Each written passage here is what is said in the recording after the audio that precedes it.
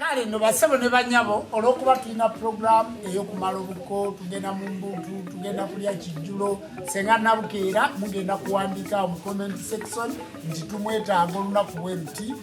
nsubira nti musigaze enamba y'essimu ye Abanono TV mukulu njuba mulina enamba y'essimu twagala okusomesa ddala abantu b'obuwangwa naki n'ennono era tugenda kutandika okutegeka emisomo omanye abantu b'obuwangwa n'ennono ekituufu tebamanyi mukwano tebamanyi buli kintu kyonna kye batuukako lubaale n'afuuka lubaale nga muli awo muli bifawo wennyini bw'otegeka omusomo nti tuba tugenda kusomesa kutandikira ku 18 years kati ate tewaba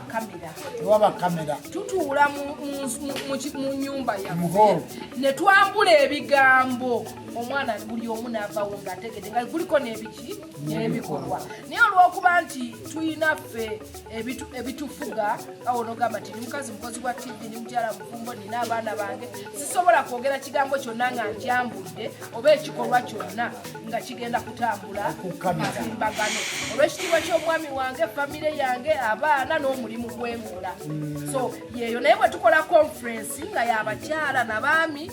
tubeerayo eyo ne twambula ebigambo byaffe ne tuvaayo nga buli omu ategedde n'ebikolwa netubikola ki kuba kati ng'okuyimba tusobola yimbira kulayivu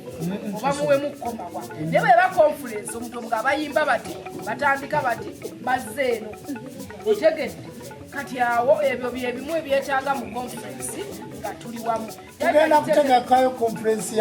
y'abantu abakulu abaami n'abakyala naddala ab'obuwangwa n'ennono ekibawasisa ennyo omukwano mutono abakyala tebamanyi kyakukola ate n'abasajja ate omukazi ate omusajja atalina mukwano ofumba naye nga wakoowa fe abakyala gwali eyandaba n'omusajja buli mukazi wo bwaba nga tatuuka ku ntiko yakoowadde kuba omusajja atuusa ku ntiko akunyiiza bwakutwala mbuli n'akutuusa ku ntiko n'omusonyiwa yes